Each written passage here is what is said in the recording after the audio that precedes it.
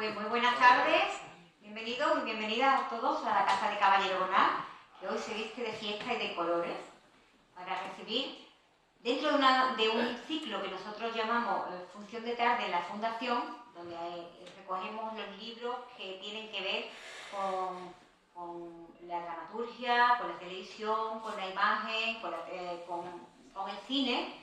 Pues hoy tenemos a nuestro amigo Santiago Escalante, a nuestro amigo Ricardo Carrero a su derecha, a Juan José Tellez y a Carlos Cabra en el micrófono, que nos van a hablar de dos personalidades reconocidas, pero no tanto como deberían serlo, porque aunque es cierto que les tenemos muchísima estima, hemos muchos que los seguimos, que amamos su obra, que vamos al museo precioso de ECO continuamente, pero también hay personas que cuando les habla de las Costus no saben, por ejemplo, cómo se llamaban.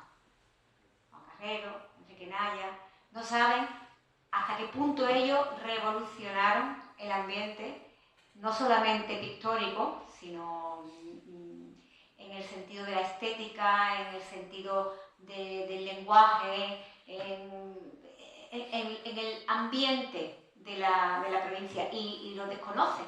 Bueno, sí, el museo es bonito, pero muchas veces estamos lejos de esas dos figuras, y yo creo que el trabajo que está haciendo, sobre todo Ricardo, permíteme que hoy le eche una florecita a Ricardo, está haciendo por recuperar, no por recuperar, por poner más en valor, más donde se merecen a las Costus. Y Santiago pues está apoyando en ello, bueno, de una manera estupenda, porque hoy nos presenta los primeros guiones, los guiones de los primeros capítulos de una serie que ya va a estar ahí, sobre esas dos personalidades y todo lo que les rodeaba. Yo no voy a gastar tiempo porque aquí vamos a escuchar y vamos a ver y vamos a sentir cosas muy, muy maravillosas, y ellos lo van a hacer mucho mejor que yo, porque no tuve la suerte de conocerlos personalmente. Así que yo voy también a empaparme hoy de todo lo que me digáis, porque también a mí me hace falta más conocimiento, creo yo. Así que voy a darle paso primero a Carlos Cabra, que va a hacer una lectura con esa maravillosa voz que tiene actoral. Así que, Carlos.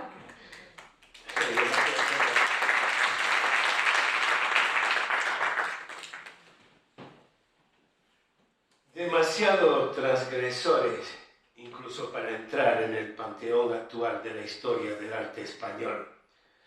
A Costus no lo estudiaréis en las aulas de la facultad. Por eso parece conveniente introducir brevemente sus biografías artísticas. La historia de estos creadores comenzó en las clases de la Escuela de Artes y Oficios de Cádiz, a mediados de los años 70. Con poco más de 20 años dejaron la ciudad andaluza para trasladarse a Madrid, en ese camino de peregrinación que tantos artistas de esa época emprendieron, buscando un ambiente creativo más fructífero y, sobre todo, un lugar en el que poder vivir de forma más libre. El mismo año en que Franco dejaba huérfana a España, Costus llegaban a la capital. No podemos comprender las obras de estos artistas sin tener en cuenta sus orígenes familiares tan cercanos al régimen. Al llegar a Madrid, Enrique residió en casa de un tío militar, uno de los cargos implicados en el golpe de Estado del 23F. Juan tuvo que alojarse junto a su tío, el escultor Luis Sanguino, uno de los artistas favoritos del régimen, creador de las esculturas de los monjes guerreros del Valle de los Caídos, un escenario fundamental en la obra de Costus, nombre con el que bautizó a la pareja Fabio McNamara.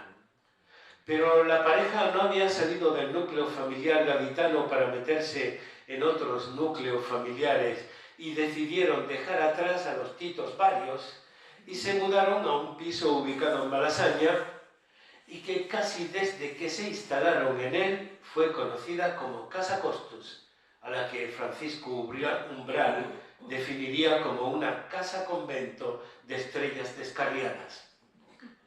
Jamás hubieran podido imaginar que esa casa, su casa madrileña, se convertiría en el primer epicentro de lo que posteriormente conocimos como la movida madrileña. De amigo en amigo fueron ampliando el círculo hasta conseguir una mesa rodeada por artistas como Tino Casal, Pedro Almodóvar, Fabio Mandamara, Guillermo Pérez Villalta, Carlos Berlanga o la que se convertiría en compañera de noches de Enrique Naya, Olvido Gara, Alaska, que entró en la casa con 15 años y al poco tenía la primera portada de su disco en la mano diseñada por Costus, una primera canción, Horror, en el hipermercado, con la que comenzaría a sonar algo nuevo y desconocido en España junto a sus pegamoides. Enrique y Juan se encontraron en su primera casa con los iconos de la época, lo que hizo que ellos no se perdieran ninguna novedad, tanto positiva como negativa. Y hasta se la prestaron a Pedro Almodóvar para rodar cuando Pepi, Carmen Maura, Lucy, Evasiva y Bon, Alaska, esnifan una de las primeras rayas de la cinematografía hispana. Enrique y Juan iban de fiesta a diario con solo salir de su dormitorio y entrar en su salón. No fue nada fácil tener una casa abierta 24 horas, sobre todo para Enrique, que soportaba lo justo, lo que fuese mínimamente insoportable. Era un buen amigo de sus amigos y un enemigo imbatible para sus enemigos. Una lista que iba creciendo a diario, dependiendo de con quién se peleara aquella noche. No le importaba lo más mínimo expulsar de su casa al propio Almodóvar o romper sus relaciones artísticas con su marchante, el galerista Fernando Mijande, quien consiguió traer a Andy Warhol a la capital. Costus pintaba en su primera exposición, el chochonismo ilustrado, mientras escuchaban en su casa cómo componían su primer disco, Radio Futura, y comenzaron a pintar el Valle de los Caídos, tomando como modelos a sus amigos, Bernardo Bonetti, Alaska, Tino Casal, y los pintaban mientras conversaban con ellos de Picasso, de la última divina de la portada de Lola, o aquella menos divina y más mamarracha, que salía en cualquier revista de dudosa reputación, sabiendo llevar hasta el extremo aquello de el truco está en no ser ni demasiado frívolos ni demasiado dramáticos.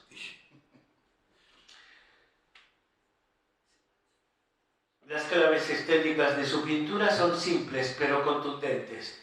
Frente a la fascinación que durante la movida existió con todo lo foráneo, como forma de compensar el atraso en que España había estado sumida durante los años del régimen, Costus comprendieron que la renovación se encontraba en la esencia del país, reinterpretando sus iconos folclóricos bajo el lenguaje del kitsch y del pop art. Todo ello sin renunciar a sus raíces andaluzas, tras la contemplación durante su infancia y juventud de abundante imaginería barroca.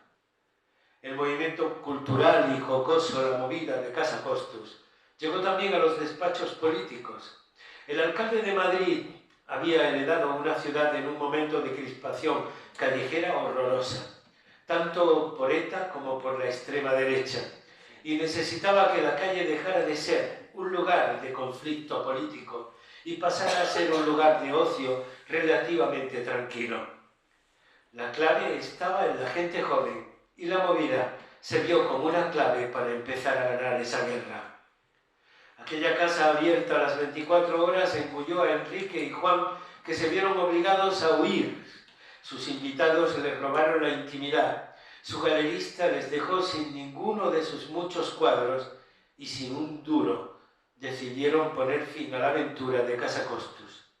Luego vino México, la vuelta a Madrid, la vuelta a las galerías, del fracaso al éxito y vuelta a empezar. La movida acabó, entre otras cosas, asesinada por su propio éxito, cuando se había convertido en todo un fenómeno sociológico del que se hablaba en toda Europa. Hasta la presidenta de Islandia preguntó al rey: y dígame, ¿dónde está la movida? Pero la movida ya estaba muerta.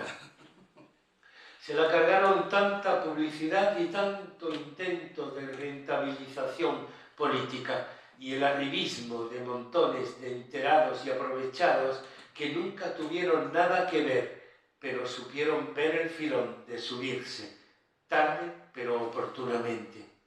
Las drogas y el SIDA hicieron el resto. Enrique y Juan son responsables y padres, en gran parte, de esa tan llevada y traída movida madrileña, de la de verdad, de la original, de la única. Santiago Escalante.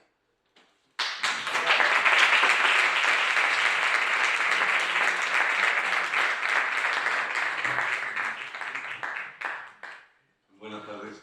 En primer lugar me gustaría, como ha hecho Pepa con Ricardo, aparte de aplaudir a Carlos por esa estupenda lectura. Yo como una moto. Era un playback. No me quedo bien. Era en play.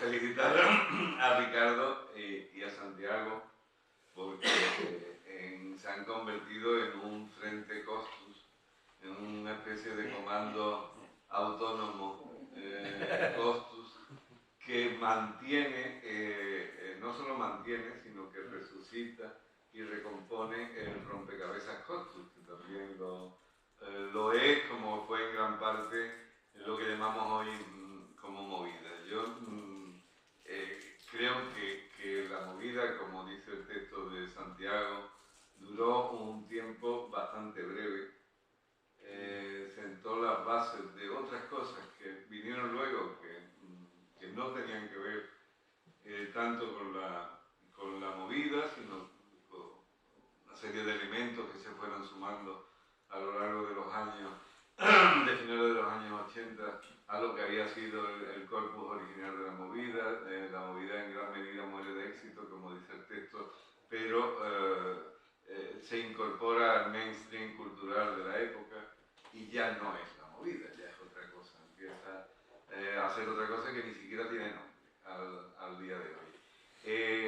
Yo les recomiendo encarecidamente este libro porque aparte de que está bien escrito por Santiago, que es sobrado escritor, es sobrado también otras cosas, pero escritor, Pero de eso no hemos venido a hablar. pero escritor también. Se lo recomiendo porque ilumina rincones de lo que, no solo de lo que fueron los Costus, las Costus, sino de una época.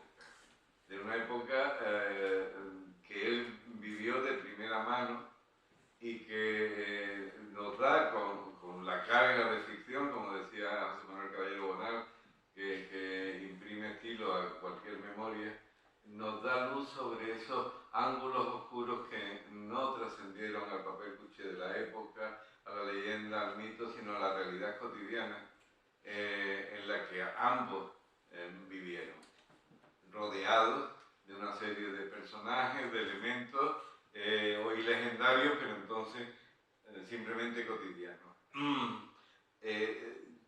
Yo creo que la movida en ese momento supuso una bisagra estética fundamental entre el mundo que habíamos dejado atrás, el mundo gris de la dictadura, de lo que quedaba por venir, ya con muchos más contraluces y matices. Esa explosión de color, de alegría, de desparpajo, creo que casi nunca se ha producido en el arte un momento tan crítico en el que la estética artística coincida con un cambio de paradigma político y de paradigma social. Creo que eso es lo más importante que cabe recordar de aquellos años.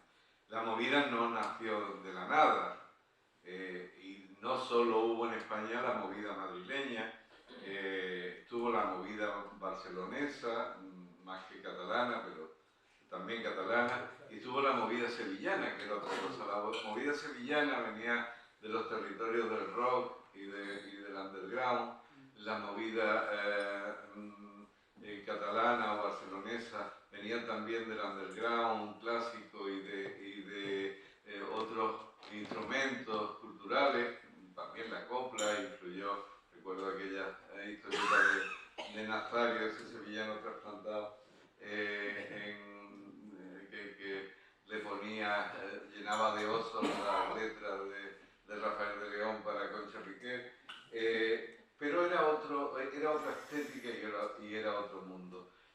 movida madrileña en gran medida fue el pop que no tuvimos o que no tuvimos del todo. Esa eclosión de color en la pintura, en la música, que normalmente en la Europa democrática o en la Europa de la posguerra mundial y en Estados Unidos se produce en los años 60, muy especialmente en la segunda mitad, en los años 70. Aquí, como casi todo en aquella época, vino con retraso y fue otra cosa distinta. Toda esa eclosión del pop la asume la movida como cimiento de lo que después fue distanciándose del pop, aunque coqueteara con Andy Warhol. Pero claro, en aquel momento había muchas tribus urbanas, o en la sociología de este país había todavía un espectro de nostalgia del antiguo régimen, con la estética del antiguo régimen. La televisión, hasta entrados los años 80, seguía reflejando todo lo que había supuesto antes, pues aquellas noches del sábado maravillosas, aquellos telediarios infumables, etcétera, etcétera, hasta que aparece la Edad de Oro, hasta que aparece la formidable Bruja Avería, hasta que aparece... Que todo sale de casa. Sí, sí. Kiko Veneno, haciendo de Frankenstein. Ahí ya empieza a conocerse que algo estaba cambiando en este país, más allá de la Constitución, más allá de los decretos leyes, y más allá de que se había producido una alternancia, que el PSOE había llegado al gobierno, que si la OTAN, los líos políticos.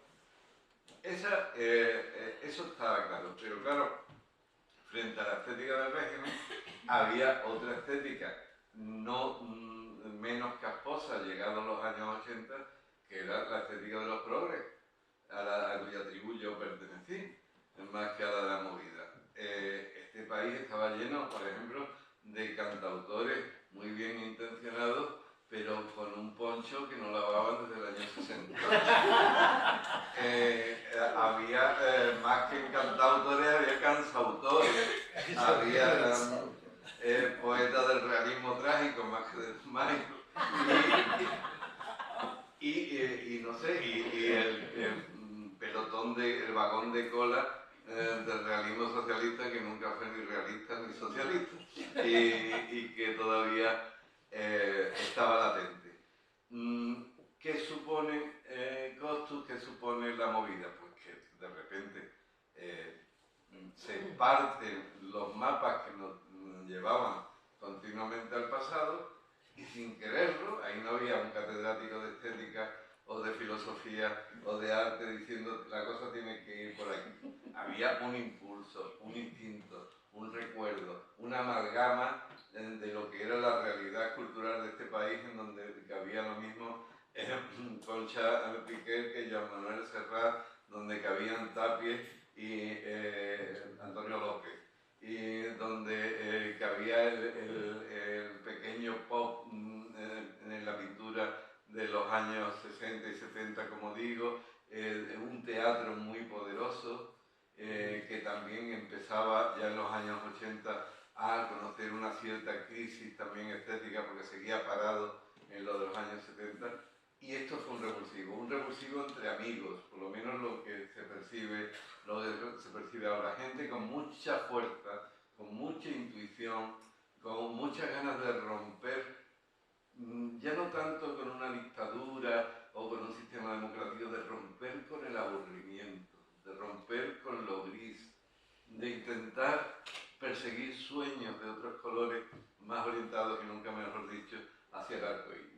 Y yo creo que en ese contexto Costus supusieron una piedra angular, ya no solo porque en su casa convergieran todos estos personajes, desde Tino a Pedro, a Santi, a Ramón, sino porque formaban parte de los engranajes espontáneos y cotidianos de una realidad cambiante, en donde convivía la música de Radio Futura, que ya se ha dicho aquí, con Alaska. Por cierto, yo tengo una anécdota, que cuando sacaron Alaska y Pegamoides, el horror en el hipermercado, yo trabajaba para un diario de pueblo y habían inaugurado un hipermercado en el pueblo, y se me ocurrió titular un artículo "Horror en el hipermercado", y cuando lo vi publicado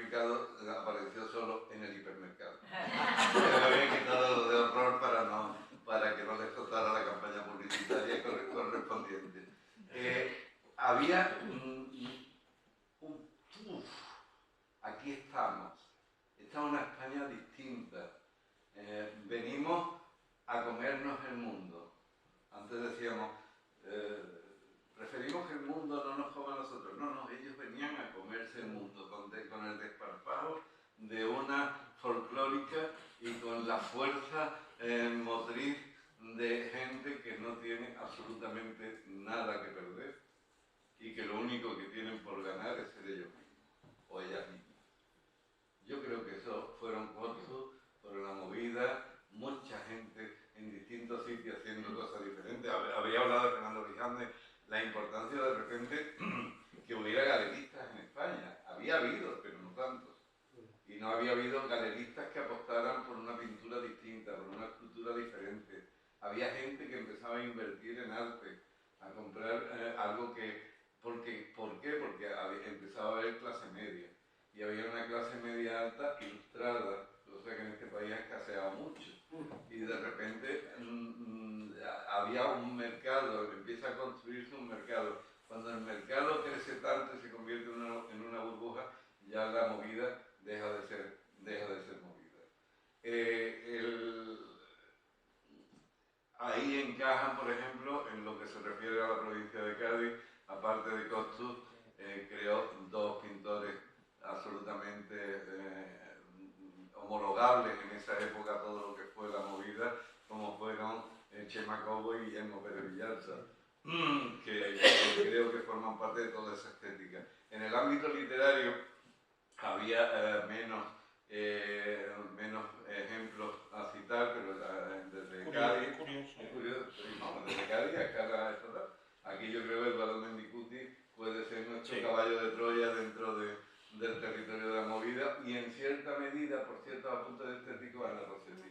Sí. Creo que están homologables a eso, pero como digo, eso fue muy breve, sentó las bases de muchas otras cosas, la movida implosionó, el movimiento nacional había explotado y la movida nacional implosionó en sí misma y se lo tragó todo con cierta ayuda exterior, como también ha dicho Santiago, ha escrito Santiago en el texto que ha leído Carlos. La droga provocó una masacre en ese país. Los espíritus más sensibles de la juventud de los años, de finales de los 70 y del comienzo y de los años 80 hasta los 90, murió como consecuencia del consumo de heroína cortada con matarratas o demasiado pura para provocar un infarto.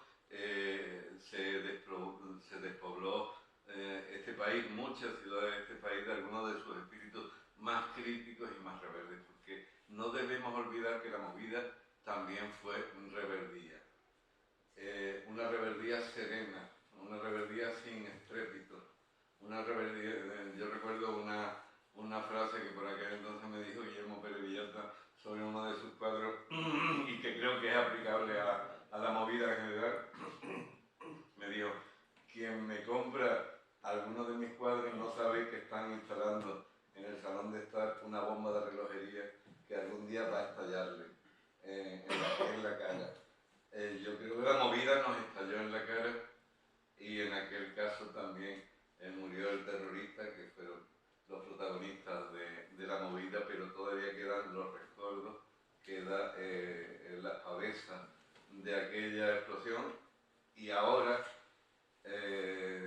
yo que fui progre entonces, me permito aterrizar sobre la movida, lo que probablemente despertaría las carcajadas de muchos de sus protagonistas que nunca pensaron que esto pudiera convertirse en un anteproyecto de teoría del arte. Hubo otro crimen que mató a la movida, que no fue el SIDA. Cabría preguntarnos, y algún día tendríamos que esclarecer, esa rara coincidencia, y yo no soy conspiranoico, entre la expansión del SIDA y aquella masacre que supuso la heroína en aquel territorio alegre, rebelde, insumiso, que fue la España de los años 80. Quizás puede que no estuvieran interrelacionados, pero tanto el SIDA como la droga fueron muy convenientes para el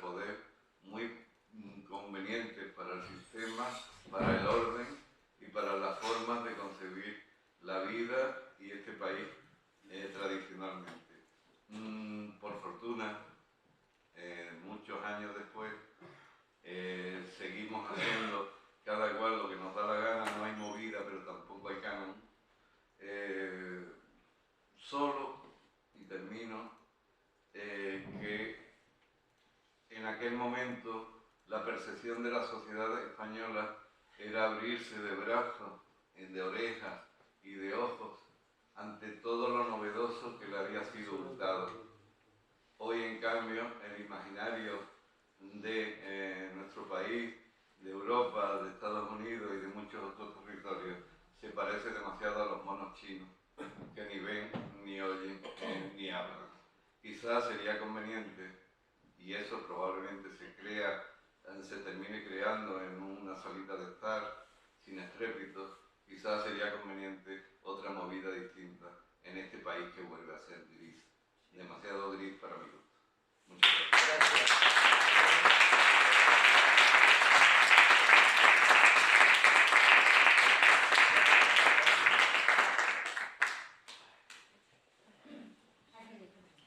Como siempre, querido amigo, genial.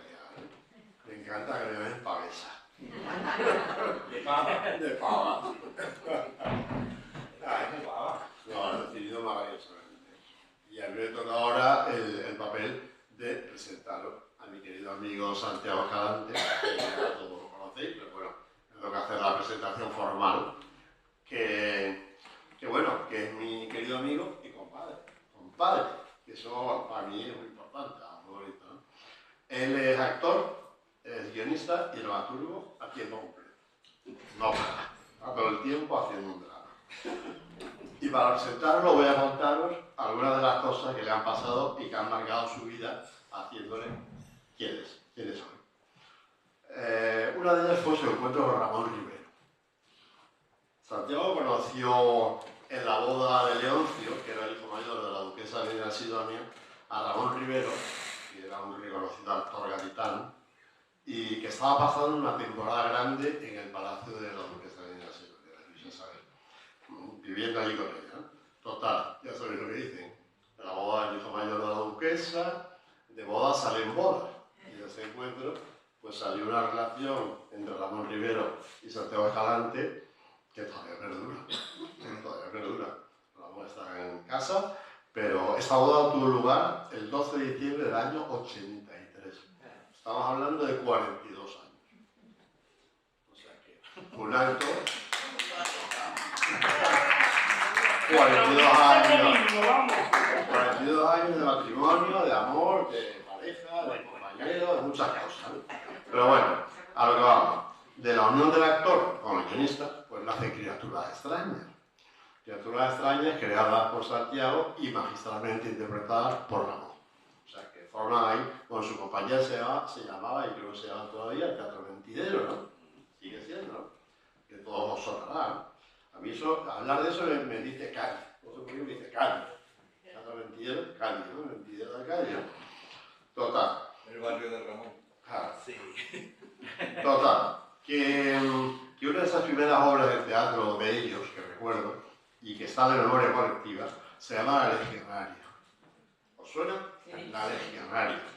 Esta obra se basa en un libro de este hombre, de Fernando Quiñones, que se llamaba Las noches de Hortensia Romero, y ellos le dan vida con su versión para teatro, sacándola del libro, ¿no? Sacándola al exterior a un texto. Y tuvo un éxito increíble, ¿no? O sea, el escenario se está representando, bueno, os voy a decir, empezó así, ¿no? Y acabó mira, en Miami, en Nueva York, en La Habana, en Barcelona en 7 teatros, en Madrid en 6 teatros, años y años y años y años, y premios y premios y premios. La escenaria, todo el que sea gaditano la tiene que haber visto, o oído hablar de ella, o visto la noticia, ¿no? Luego también su segunda obra adaptó una obra de Ventuti, bajo el nombre de 23F, Una mala noche la tiene cualquiera, y esta primera obra, bueno, y a la primera obra que luego crea él suya totalmente, ya no es una adaptación, le puso por nombre Deliciosa Provocación. Bueno, con Deliciosa Provocación, Ramón y Santiago se van al Festival Internacional de Teatro de Miami, vuelven con el premio a Mejor Actor para Ramón Rivero y Mejor Espectáculo del Año para Santiago Escalante. O sea, ahí entra, triunfo total en Miami. Además, el premio lo otorgaba el Miami Herald, un prestigio ahí importante, ¿no? Luego otra obra muy importante de él ha sido un musical teatralizado sobre la vida de Paco España, que se estrenó en el Teatro Marquina de Madrid con un éxito impresionante. Realizó también el guión de la película La Duquesa Roja. Usted es guionista, actor y guionista, ya lo he contado. El guión de la película La Duquesa Roja, a la que conoció muy bien, producida por Andrés Vicente Gómez. Fue además creador y director de diferentes programas de televisión, como Puerta a la Fama y los especiales de Isabel Pantoja. Para enterarle que lo disfrutó enormemente. Y ella también. Bueno, y como creación teatral destaca entre todas la obra Madre Amadísima. Esta obra, nada más nacer, se convierte en un icono LGTB, gay, homosexual, maricón, lo que queráis. Un icono, pero a un nivel tremendo, ¿no? Madre Amadísima. Y encima ha recorrido todos los festivales más importantes del mundo, del teatro LGTB, por ejemplo en Berlín, Amsterdam, y cifras impresionantes. 80 representaciones en Sevilla, 60 en Miami, y hoy en día está cartelera en 2 países. Hoy está ahora realizándose en Argentina, en el Teatro de Buenos Aires, en la calle Corrientes, y de gira por España. O sea, ahora mismo tiene 2 obras activas por el mundo, ¿no? Incluso parece que va a hacer versión en asiático, pues no sé qué idioma será. Aquello va a hacer feria, Santiago. Versión en asiático. Me dijeron que era japonés, pero me han mandado un borrador, pero yo evidentemente no se lo veo. O sea, que versión en oriental. Japonés o chino o asiático, no sé. Es una incógnita. Porque la productora es. No me acuerdo, pero es todo así de por ahí. Oriente, bueno, o sea, está conquistando el mundo ahora mismo, mira, aquí sentado aquí tan tranquilo y mira. Sí, porque lo de los maridos es que es un homosexual que le cuenta su vida, es un homosexual que le cuenta su vida, ¿y esto cómo se le da? Ahí, a lo corro. Dale otra vez. Oye, pero no hables mucho que tengo que acabar para darte paso. Bueno, simplemente, es que, no, pues es que no enseña, pero se escucha, ¿eh? Sí, sí. Que es un homosexual que le habla a la Virgen, a una Virgen, eso fue el tema original, y luego, pues claro, los mariquitas son iguales en todo el mundo. Entonces, siempre hay un mariquita que limpia un Buda, entonces pues hay muchas formas de hacer una versión. Muy bien, pues nada, la obra esa, o hago un inciso publicitario, está el 7 de marzo, el 7 y el 8 de marzo, en Sevilla, en el Teatro Patria. Que sepáis que el día 7 ya está vendido entero, pero el día 8 queda en entrada. Teatro Patria de Sevilla está la Madre Amadísima. Ese es el spoiler de hoy. Promoción. Bueno, todo eso es un resumen de los trabajos que hizo Santiago, pues ya me cansé. Y llegado a este punto dije, mira, más cosas ya no puedo más. Pero quiero contaros algo que para mí era muy importante. Y es que Ramón Rivero era íntimo amigo de Enrique Naya desde que estudiaron juntos en el cole. O sea, desde niños eran amigos. Con lo cual, muy amigos, Ramón y Enrique eran muy amigos, ¿no? Claro, en cuanto entra en el dúo ese, en ese grupo, entra una nueva, la marida de Ramón, en fin, pues inmediatamente, ¡plim!, conexión con Enrique, no está allá. Y claro, conexión con Enrique significa conexión con mi hermano, con Juan. Y claro, Santiago y Juan juntos, imaginaros, porque Enrique y Ramón eran más caseros, más de quedarse en casita, tranquilo, pintando o lo que fuera. Pero Juan y Santiago, madre mía, por los dedos, fundían todos los sitios de marcha de Madrid, del Puerto, de San Lucas, de Chipiona, de Cádiz, de Rota, fundían todo. Se estaban juntos. Y claro, para mí es muy importante, ¿no?, que sea él el que está contando su vida, ¿no?, porque lo conoció tanto, ¿no?, que nadie lo puede hacer mejor, ¿no? Bueno, y leyendo los guiones, vemos cómo nos presenta la historia del comienzo del amor entre Juan y Enrique, cómo se escapan de Cádiz de la asfixia provincial y llegan a Madrid. Lo que tú decías, llegan a Madrid, pero es que son jóvenes, simplemente que tienen 20, 22 años. No solo rebeldía o teoría, si la juventud llega, siempre, ¿no?, en todas partes. Y les pilla ahí, pues eso, encuentran a toda esta gente, la de La Palma, y es fantástico. Viva de vez en cuando, y es tremendo. En fin. Alaska, por ejemplo, se pasaba el día sentada con Enrique. Alaska de poco salir también. Las noches, dándole al pico, sentadita en una cita baja al lado de Enrique, y Enrique, así horas y horas y horas. Pues su horario era desde las 8 de la noche hasta las 8 de la mañana. Era recibir, estar, fiestas y todo eso. Bien, el guion se ha realizado por Calente en esa clave que lleva como bandera de contar las tragedias en plan de humor, de reírnos de ellas. historia es muy trágica, porque muere súper joven, en pleno momento de creación, ¿no? Pero bueno, pero está contada así, ¿no? Dándole una gracia, ¿no? Y con ese guión, Santiago Jalante le rinde un merecido homenaje y también cierra un ciclo. Cierra un ciclo porque creo que difícilmente había podido superar este retrato tan certero y tan bello como imprescindible. De verdad, muchas gracias, Santiago.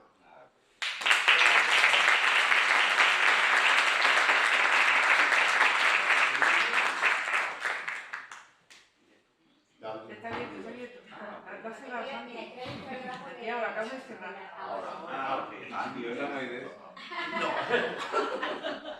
Tú dices que con el alcalde que hay allí va a haber algo. Sí.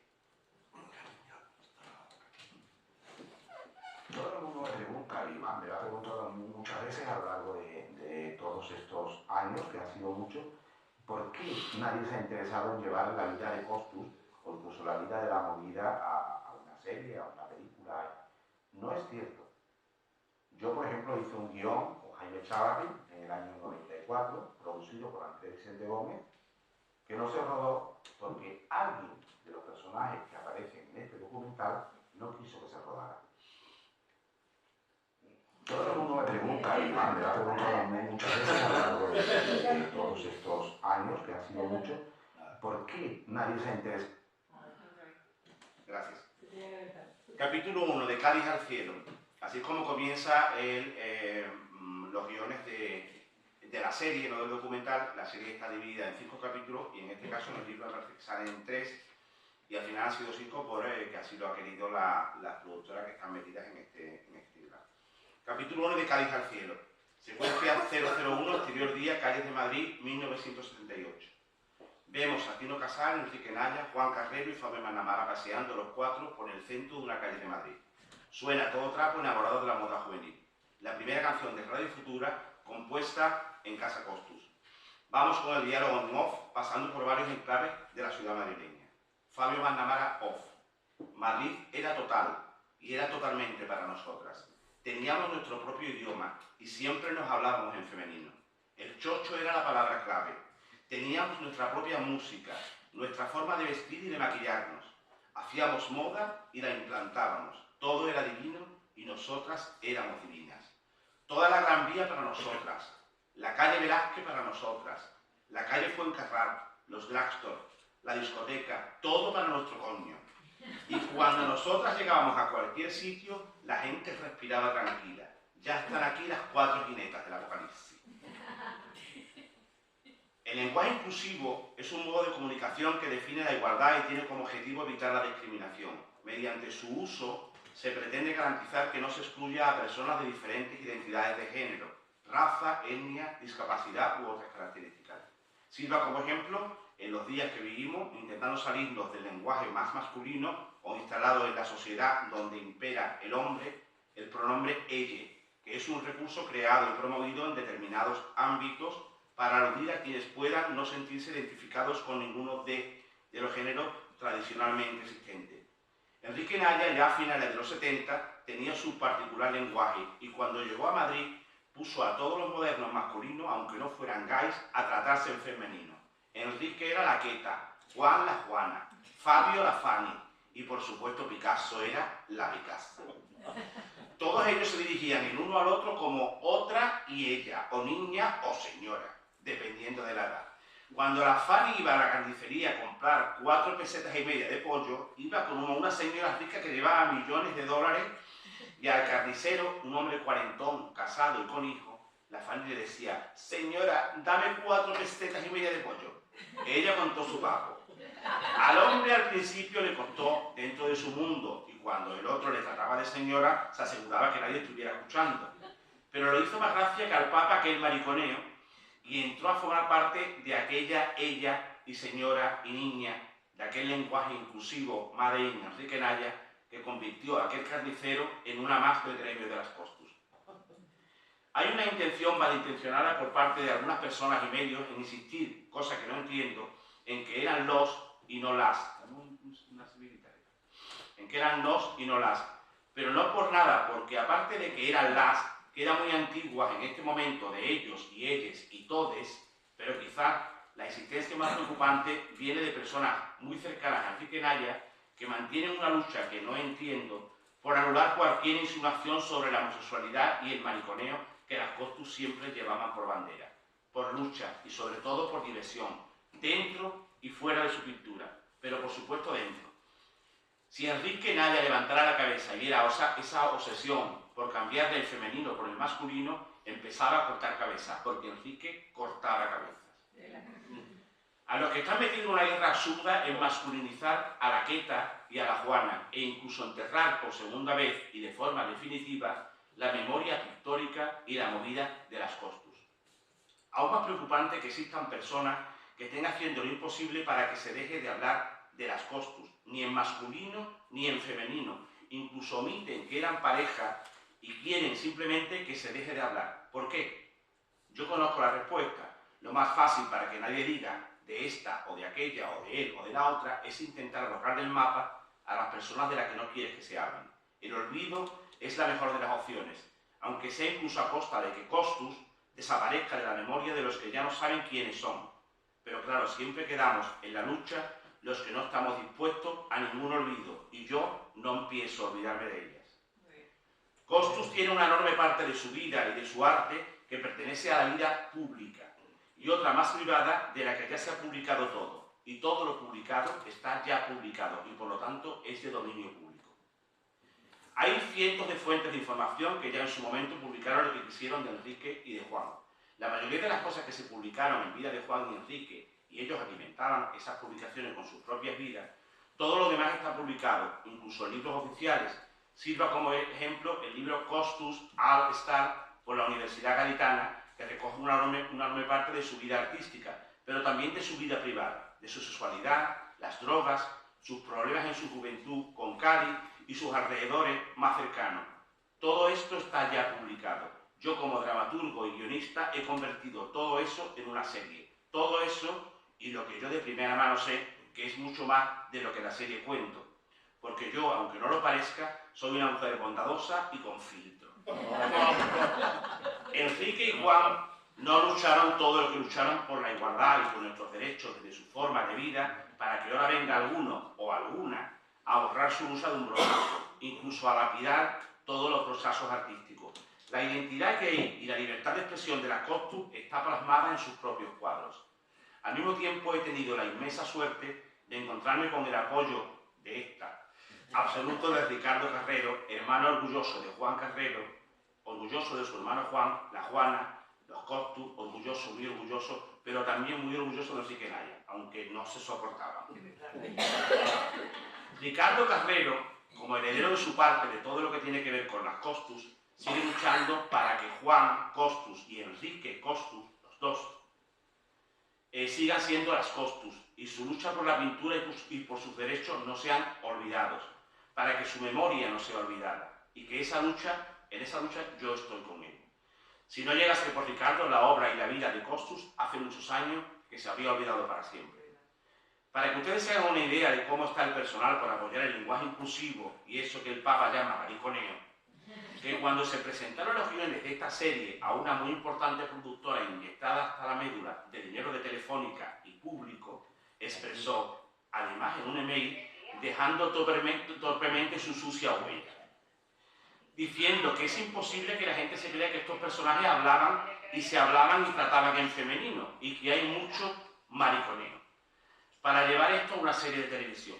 No lo voy a nombrar porque no es el Papa, y solo espero que lo mismo que no nombraron le mande prontito su carta de cese de un puesto que desde luego no debería ocupar. Simplemente por eso tan llevado y traído últimamente, o sea, por limpieza democrática.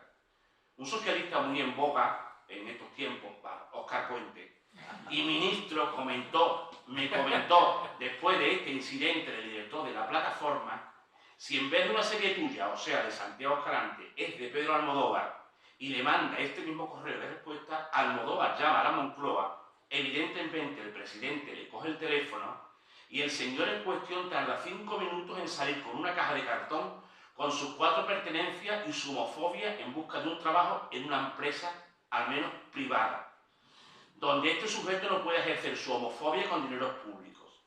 Cabe aquí recordar que las leyes contra la homofobia, contra los atentados hacia las maricas y las lesbianas y todo aquel que no entre en el saco de los normales, estamos protegidos por una cosa que se llama delitos de odio y que tiene sus penas de cárcel y sus cosas, aunque al final no resulte para nada. Porque ellos se lo pasan directamente por el papo. Lo cierto es que el viaje hasta aquí ha sido largo, duro y muy divertido, pero con cunetas de todo tipo.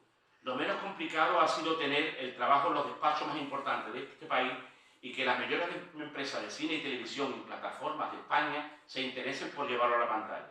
Quiero agradecer muy especialmente, y aunque sea repetitivo, a Ricardo Carrero, mi amigo y hermano de Juan Costus, a mi representante y productor Jesús García Fiordia y su empresa Reacting Talent, una leyenda viva del cine español, aunque yo no sé cómo sigue respirando, que es el mejor profesional y mejor amigo que está a hombro conmigo en esta tarea, que se llama Jesús Molina, y que su compadre Alejandro Sanz, por estar desde el principio ocupando su poco tiempo en ejercer su poderío artístico para que esta faena tenga un final como las Costus se merecen.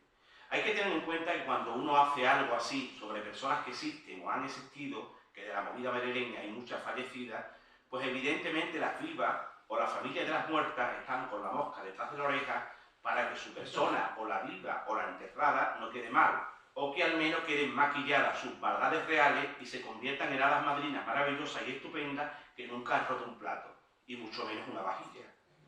Alaska el otro día me saludó así con cara de no tener más remedio. O quizá no ha entendido mi amabilidad y mi blancura nuclear en esta empresa de contar la movida madrileña. Y no meterla en muchos berenjenales y ha dicho, yo a este lo saludo así, como advirtiéndole no vaya a contar lo que no debería contar. Porque eso sí lo digo aquí en plan extraordinaria, servidora vale más por lo que calla. Y eso lo saben todos los que están retratados aquí con relativa dulzura. Lo que sí cuento, porque es verdad, es que Alaska lo aprendió todo de Enrique, menos su forma de venderse, que ella se vende estupendamente y eso la Queta no lo supo hacer nunca. Pero quiero agradecer muy especialmente a Alaska, a Olvido, que nunca se haya olvidado de las Costus y que en su maravilloso y reciente documental estén tan presentes en su memoria artística y sentimental. Recordar, como se ha visto aquí en el vídeo, que ya existió un guión sobre las Costus que hicimos junto a mi marido, Ramón Rivero, Jaime Chávarri y yo, y que iba a producir nada más y nada menos que Andrés Vicente Gómez. Uno de los protagonistas vivos de esta serie llegó a un acuerdo con el productor para que la película no se hiciera. Todo un ejemplo de libertad de expresión de un hombre que se queja continuamente de la falta de libertad de expresión de este país y en otros. Enrique Naya no tragaba a Pedro Almodóvar. Y Almodóvar no tenía ningún interés en que se recuerde su procedencia y que su cine sin Costus, quizás, pues no hubiera sido lo mismo. Vamos, yo, y es mi opinión personal, creo que sin Costus el cine de Pedro sería otra cosa. Ya que en tiempo que estuvo con Costus se empapó divinamente de la divina gaditana, sus Marías, sus monjas, su casa de clausura, sus cosas de Cádiz, y aprendió y chupó mucho de la Queta y de las Costus. Hay que decir que el guión que hicimos en el 1995 era, y de eso creo que algo entiendo, bastante bueno. Y con Chávarri por medio, la cosa estaba muy asegurada. Sin embargo, siempre hay alguien que escribe y canta y baila mejor que tú. Y lo hace todo mejor que tú, incluso mariconear. Y que hace todos los programas de televisión de la televisión, y todos los anuncios y todo. O sea, todo de todo. Incluso ser la más mamarracha y más petarda de España. Y hacerlo rentable. En el libro Costus You Are Star, la señora Mario Vaquerizo, esposa de Alaska, que así se trata ella misma en los medios, que además de todo lo anterior también hace entrevistas porque ella es periodista, aunque no sé en qué tómbola le ha tocado el título, opina y pregunta también en su faceta de criticona literaria a Guillermo Pérez Villar, la Vaquerizo. Fíjate, Guillermo, de las Costus iba a ser incluso una película, la iba a dirigir Jaime Chávarri, pero claro, por lo visto el guión de Santiago Escalante dejaba mucho que desear. Señora Vaquerizo, en todo lo que usted hace lo que sí que deja mucho que desear. Y yo y seguramente millones de españoles también deseamos por desear que usted, señora, desaparezca un ratito de nuestras vidas, coja sus vacaciones de unos meses, de unos años, un par de décadas, bueno, con ese lenguaje absoluto inclusivo y tan, como dice usted, maricón, evidentemente no se vaya de retiro espiritual al Vaticano. Porque allí ya no cabe, al parecer, esa sobredosis de mariconeo suyo, que usted utiliza para enriquecerse, no como las Costus que lo hacían por convicción y por esa era una forma de comunicarse en la vida diaria. No cuento nada en esta serie que no haya ocurrido, porque todo lo que cuento lo he vivido y lo he oído de la mala lengua de Enrique Naya, cuando se ponía en planqueta la malvada, que cuando explotaba te decía a las queridas, bájate del borrico que no eres la cala, y cantas como una burra de tarifa. Esta es la historia de unos chicos de Cádiz que se fueron a Madrid, uno que se llamaba Enrique y que era un genio, y tenía muchísimo genio, y que no le gustaba salir de la casa o salir lo mismo. Y otro que era Juan, con carácter así como Heidi, con muchas ganas de comerse el mundo y que salía todas las noches de todos los días de la semana. Enrique Naya, que era muy celosa de su marido, pues tuvo la idea de convertir el salón de su casa Costus en un sitio de encuentro de la nocturnidad madrileña, metida en faenas musicales y artísticas. No para crear un grupo contracultural, sino para que Juan no saliera de la casa, ya que tenía a todos sus amigos dentro del piso. Enrique nunca pensó en que ese paso daría lugar a uno de los movimientos contraculturales más importantes de la historia de este país. Luego llegaron los políticos y el Corte Inglés y se lo cargaron todo. Vamos, como siempre. Desgraciadamente para mí, lo peor de esta serie ha sido tener que narrar y vivir de nuevo la muerte de mi querida Queta y de mi querida Juana, de mis Costus, de las Costus. Chiclana marcó a Enrique Naya cuando era un niño y siempre llevó su nombre en un lenguaje inclusivo y en su arte, y junto con Juan retrataron al icono chiclanero haciendo más iconos si cabe, y eso también queda para la memoria en estos guiones y quedará grabado para siempre en la serie. Para Muñecas de Marín, estamos en la Casa Convento, Casa Costus, en la calle La Palma de Madrid. Mientras vemos como todos están charlando uno con otro, Fabio abre la puerta y entra otro grupo de gente. La casa está casi llena. Vemos un plano de Enrique que mira a Mateo. Este ha cogido una muñeca de Marín que estaba en una mesa y la observa y la besa. Juan llega a su lado y observa cómo mira a Mateo. Juan, parece que quieres, no sé, por lo menos pintarlo. Enrique, sin dejar de mirar a Mateo y la muñeca, ni entra ni siquiera mínimamente en mis planes, ni pintarlo tampoco. Juan, yo estoy por pintar una serie de chulos interminables. ¿Solo a pintarnos, Enrique? Nos quedamos con un primer plano de Enrique que mira a Mateo como toquetea la muñeca. Sus ojos se cierran. Voz en voz de Enrique. Describe las imágenes que veremos. Un día mi padre rompió la rutina de romperme los lápices y me llevó a Chiclana. No sé por qué cargó conmigo, pero es algo que nunca olvidaré. Vemos a Enrique adolescente mirando cómo todo está inundado. Unos objetos de colores navegan por las aguas sin identificar, aunque son Chiclana. Enrique off. Una inundación había dejado un aspecto catastrófico. El río había anegado toda la parte baja, donde se encontraba la fábrica de muñecas de Gitanos de Marín. Vemos cientos de muñecas navegando en sus trajes al antojo por las aguas, algunas enteras, otras rotas, cabezas y piernas sueltas. Enrique off. Miles de manos, brazos y piernas, sonrientes, cabecitas calvas, desgreñadas, ahogadas, se remoncaban con sus patas de cola por el fango sin perder la compostura, sonriendo. Vemos como la gente barre las muñecas y la amontona entre el barro. Enrique off. Grupos de hombres apaletadas en un camión iban echando las embarradas gitanas como deseando que alguien las salvara, las inmortalizara en aquel catastrófico estado. Plano de Enrique adolescente que coge una muñeca llena de agua y fango y se la guarda entre sus ropas. La cámara se mueve hasta un gran cuadro con la primera gitana de la serie, Las Muñecas de Marín. La Marina te llama. Gracias.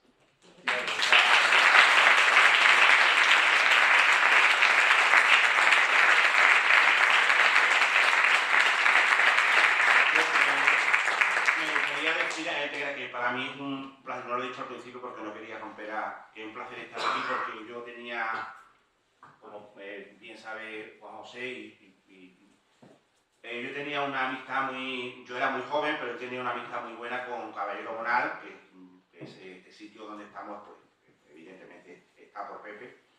Yo lo quería mucho. Nosotros hemos salido, Pepe, la gente piensa que Pepe es una persona muy seria, que lo era. Pero yo cuando salí con Pepe, yo no he hablado de nada de triste. Yo me he cogido unos colocones con ese hombre maravillosos. Yo recuerdo un día que salí con las Costus, por en San Lucas, y fuimos a la casa de los que se me ya salimos ya con una caja horrorosa. Pero luego nos fuimos de moto y terminamos rodando por una cuesta, pero de verdad, yo estaba aguantando a Pepe porque... Es que de verdad, para mí el recuerdo que tengo de Pepe es de una persona absolutamente maravillosa, ¿no? Y también de su mujer, evidentemente, pero yo con Pepe he salido muchísimo.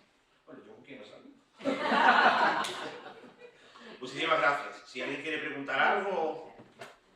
Yo quiero felicitar Tellez por todo lo que ha dicho y a ti por traerlo a la memoria. Yo pertenezco a la movida madrileña. Te he visto en el Armadillo, te he visto en la Mandrágora y a Juan también, que teníamos un grupo con los CRAE, yo también a ellos, y nos lo hemos pasado genial. Y tú lo habéis dicho, vinimos al mundo a romper, porque estábamos hartos del blanco y del negro. Queríamos colores, queríamos vivir, disfrutar, en todos los sentidos y aspectos, porque ya no solamente eran externos, sino de internos. Hacíamos reflexiones y éramos absolutamente trascendentes. Aparte de reírnos hasta de nuestra sombra, porque nos lo hemos pasado genial.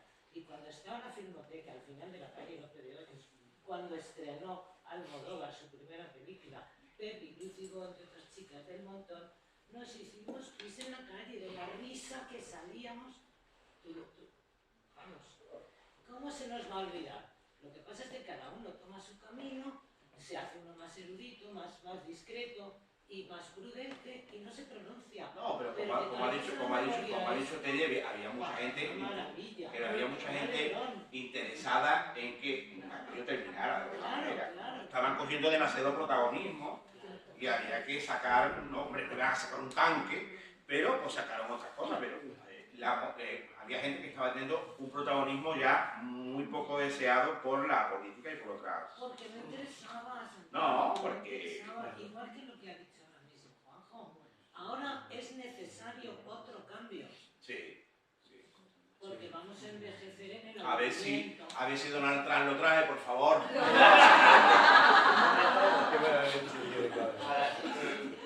Y eso, que gracias a todos. Sí, no, pero muchas gracias a ti. Santiago, que enhorabuena. Gracias. Por todo tu trabajo, como tú has dicho, que ha sido largo, duro, pero bueno, aquí está el resultado de esto y de lo que vamos a ver. Sí. Y también quería dar las gracias, la enhorabuena a mi amigo no es necesario. Ricardo, porque sin él esto no hubiese sucedido. No, lo he dicho porque claramente. Gracias a él ha rescatado del olvido a las Costus.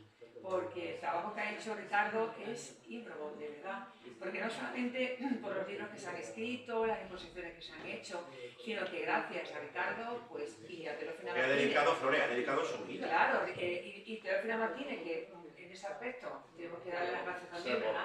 Porque se portó maravillosamente por traer la exposición permanente a Cádiz. Todo viene por Donald Trump. Ya alcaldesa del Partido Popular. Siendo de la Partido Popular. O sea, enhorabuena. Y luego también que me siento muy orgullosa de ser muy amiga de Ricardo, de Juanjo y de Enrique. Amiguísimos los tres y que nos queríamos muchísimo. Me emociono porque... Tú nos conociste muy bien. Dime. Cuando estaba en el puerto, que en el puerto Santa María, porque claro, tú has contado toda esa movida de Madrid, pero claro, en el puerto Santa María también vivieron mucho tiempo. Sí, yo estuve más tiempo con ellos en el puerto que en Madrid. Claro, eso es la casa de campo que era de Ricardo, y ya Enrique cuando llegó ya se encargó de echarlo de ahí.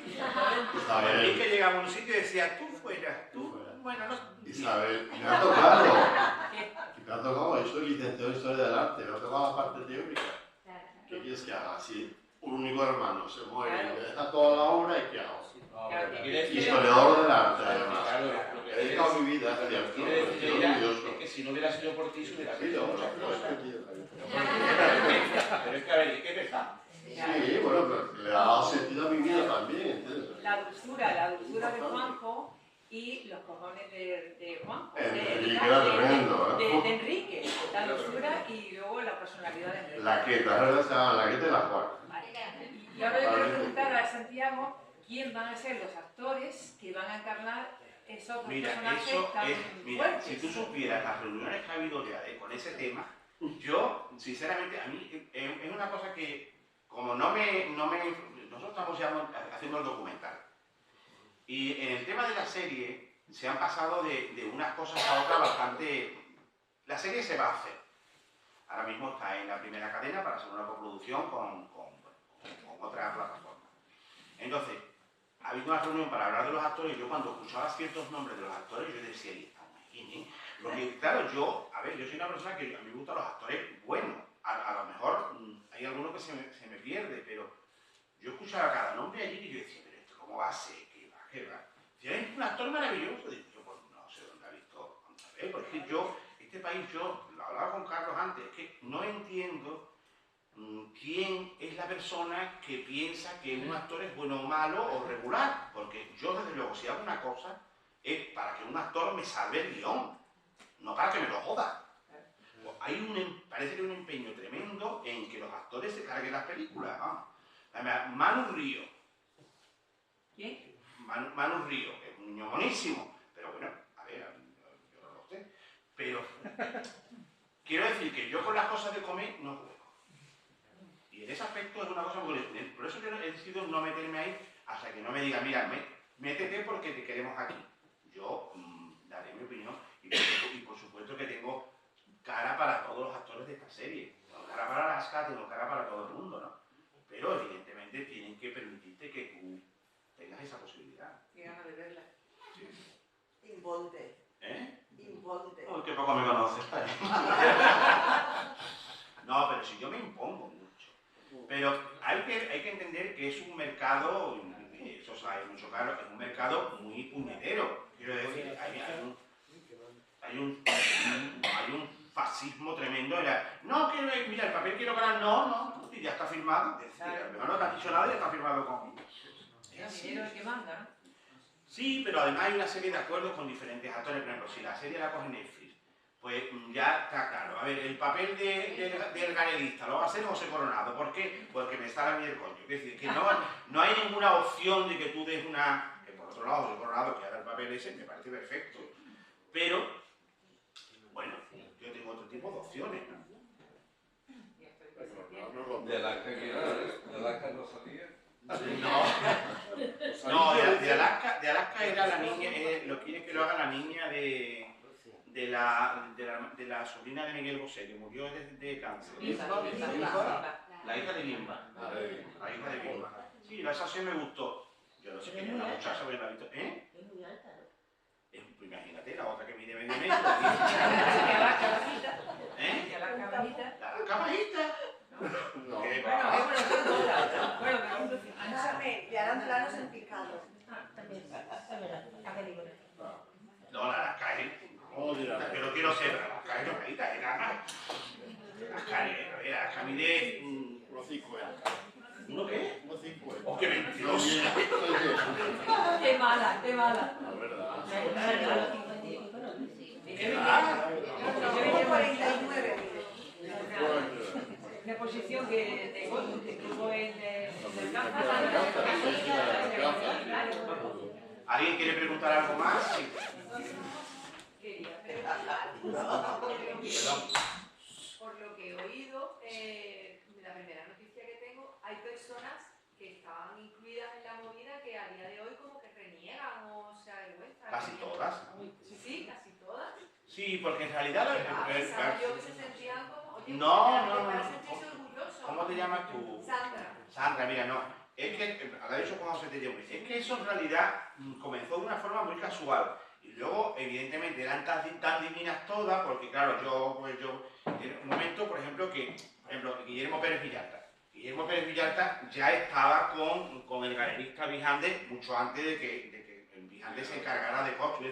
Había gente que estaba ya muy instalada en una normalidad artística. Lo de la movida fue un nombre que lo pusieron los políticos y el Corte Inglés. Ellos en ningún momento le pusieron nombre ni collar al perro. Y evidentemente todo eso fue una cosa, un manejo de la moda y todo eso, que fueron muy inteligentes, como siempre, y hicieron de eso una movida económica. Y el alcalde de Madrid, acordaron cuando de pronto salió en la novela, Tino Galván, se lo hicieron, estuvieron en Casa Costus, comprando allí todo lo que pudieron, pero cuando salió ese hombre diciendo aquello de al loro y a drogarse a todo el mundo. ¿Por qué? A colocarse. Pero ahorita, llámalo. Pero que bueno, que es lo mismo. Entonces, todo eso se convierte en bueno, a ese hombre con la movida, ganó varias elecciones. ¿Eh? Bueno, pero me refiero que cuántas hubiera ganado, bueno, ese murió, pero que ese hombre, porque quieras que no, las calles de Madrid en aquel momento no eran ninguna tontería, vamos. Entonces, ¿qué es lo que ha hecho con José Ángel? Que de alguna forma aquello maquilló y llenó de color una cosa que estaba muy oscurecida, ¿no? Por las cosas normales de una transición, porque la transición política no fue fácil, ¿no?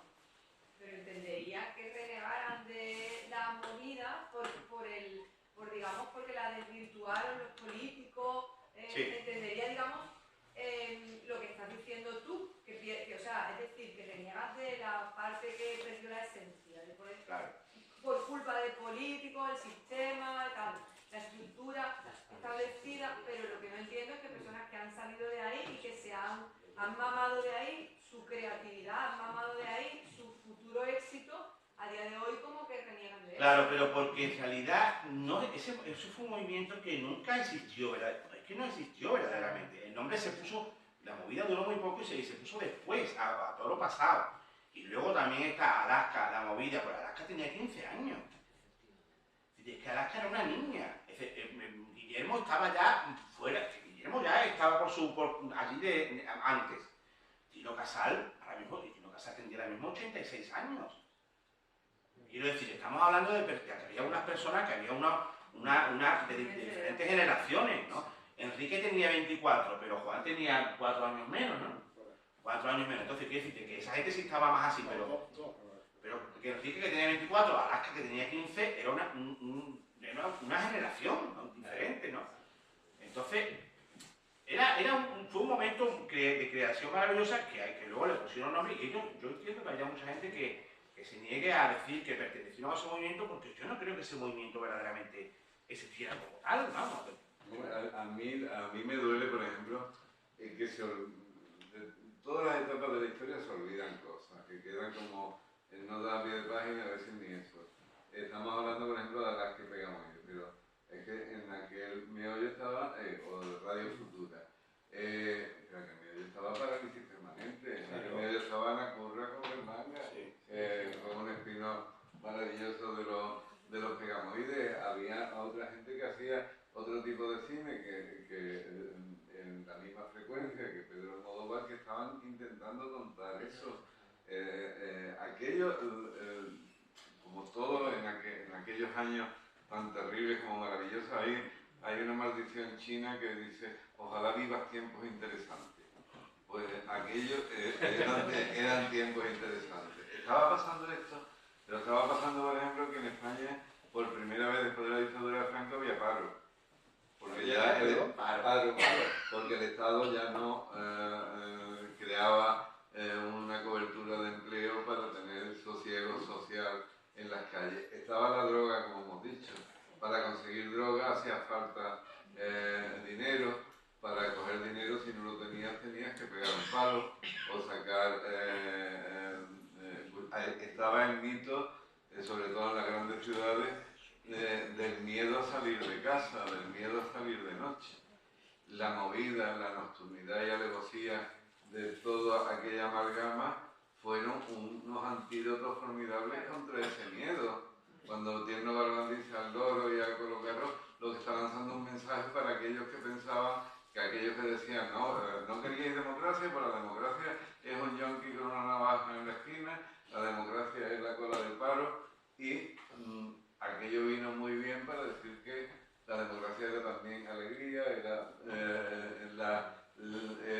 la maravilla de ser libre, de no tener vergüenza ni atadura. Como a un progre de los míos y de los que yo mismo era, se le hubiera ocurrido alguna vez ponerle colorines al Valle de los Caídos y a Alaska como si fuera... jamás. Y ellos lo hicieron sin una pretensión política. Hubo muchísima presión. Por ejemplo, cuando ellos hicieron la primera cosa grande que hicieron, que fue la Vía Láctea, la Virgen de los cuartos de baño y el Cristo, eso desaparece. Se lo quitan de allí porque, mira, es que aquí recibimos a muchos fachas y no podemos tener una Virgen pintándose los labios y un Jesucristo afeitándose. Entonces, quiero decir que todo eso, a ver, había permisividad, pero hasta cierto punto. O sea, estábamos en un momento bastante... Ahora también os digo, en aquella época sale Javier Crae en la Edad de Oro guisando a un Cristo, y la querella se produce 20 años después, 30 años después, cuando en Bocado de Realidad reproducen esa imagen. Es decir, en los años 80, a Craig no lo demandan por aquella historia, y sí se enfrenta al banquillo al comienzo del siglo XXI. Mira, yo fui un amigo de Paloma Chamorro, y ella cuando estaba haciendo la Edad de Oro, ella me habló de un proyecto para hacer un programa de televisión. Bueno, pero ¿quién le iba a dar un programa de televisión a Paloma Chamorro después de la Edad de Oro? Sí, yo no sé cuántas denuncias tenía aquello, pero ella me dijo, es que yo ya no lo sé porque prefiero no saberlo. Pero que aquello era un programa donde pasaban cosas que el país no estaba acostumbrado a eso. Rompedor. Es que pero todo eso sale, porque Enrique se llevaba fatal con la Chamorro, ella se llamaba la Casarro. Entonces, de ahí sale, porque Rolo Rico era más amiga de Enrique y de Juan, sale lo del programa de niños, que decía, pero Enrique, ¿cómo le vamos a poner solo a los niños de este pavacadio? Todo sale de una mente... Muchas gracias. Que pasamos de los chirititifláuticos a la bola de cristal. Claro. De la comprensión. Digo que Enrique también tenía mucha gracia. Sí. Hablaba con muy bugadita, Todos los chistes gordos de las películas de Pedro, es Enrique. Eso de esta fuente 100.000 pesetas ha costado. Eso es Enrique Naya, vamos. Todo ese tipo de cosas de Cádiz y lo de las monjas, todo eso era Enrique. Las monjas de clausura y todo eso, de convento de clausura, eso era Enrique Naya. Todo eso Pedro lo mama. El libro de chochonismo que escribió él. Claro, pero es que fíjate que hay un momento que Pedro rueda una película, que luego vino la de las monjas, pero fue una segunda película que en una casa donde estaban viviendo las Costus, que era de Pablo Pérez Mínguez, y ellos ponen, no se querían ver a Pedro ni en pintura. Y entonces ponen en la puerta donde ellos dormían, pone convento de clausura. Y para que no pasara nadie. Y de ahí vienen luego pues, todas esas cosas de las monjas Pedro, cuando hace Mujeres Árboles de un ataque de nervios, ¿cómo se llama la chica aquella que fue la ayudante de dirección de Pedro en Pepe Blanca Sánchez. Blanca Sánchez fue una de las personas más importantes que hubo en ese era la secretaria de Alejandro. Era una tía vamos, maravillosa.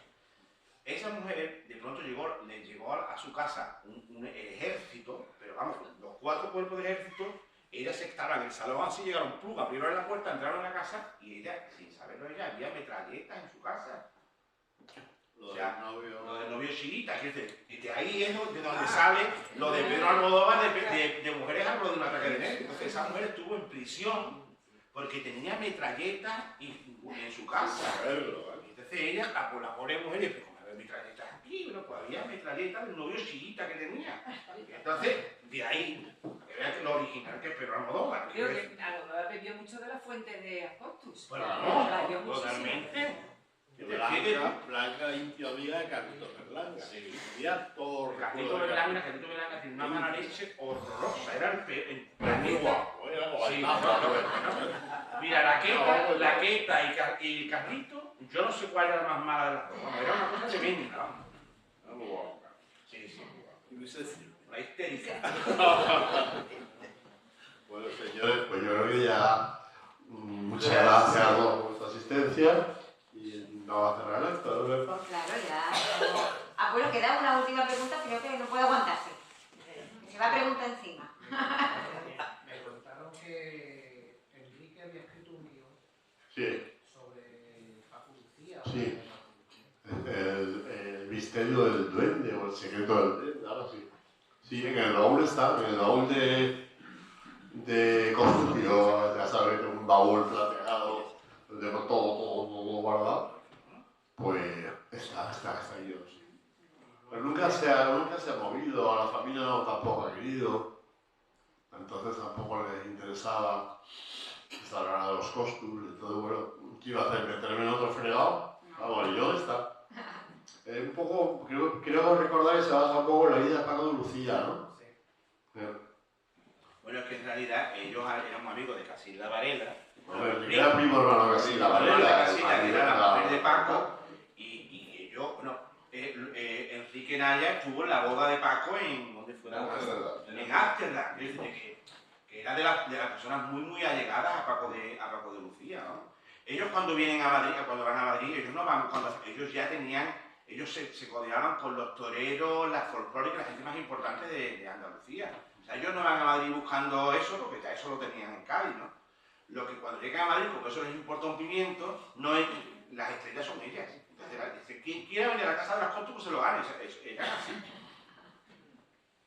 Y tan originales con sus faldas largas, por favor. Iban por el puerto de Santa María con los pelos que le llevaban por la cintura, o sea, por el rabito de lado del culite, y las faldas largas y por el puerto de Santa María, y todo el mundo se quedaba mirándolo. O en túnicas. O en túnicas, con su pelo largo, rubio o negro, como tenía Enrique y Juanjo, y todo el mundo los admiraba, pero en el puerto de Santa María nadie los criticaba. Eran muy pero si bien... es que vamos para atrás aquí. Exactamente, Vamos todo el mundo lo para atrás. aceptaba, todo el mundo, no sé, estaba muy a gusto con ellos y nadie le criticaba por su forma de ser, ni de vestir, ni nada. Y ahora hay mucha crítica en todo. Sí. Bueno, pues vamos a despedir el acto, vamos a tener un vino también para brindar por el éxito de esa serie y para dar las gracias también a nuestros invitados y a vosotros por la asistencia. Así que... Muchísimas gracias. Y los libros están en la puerta.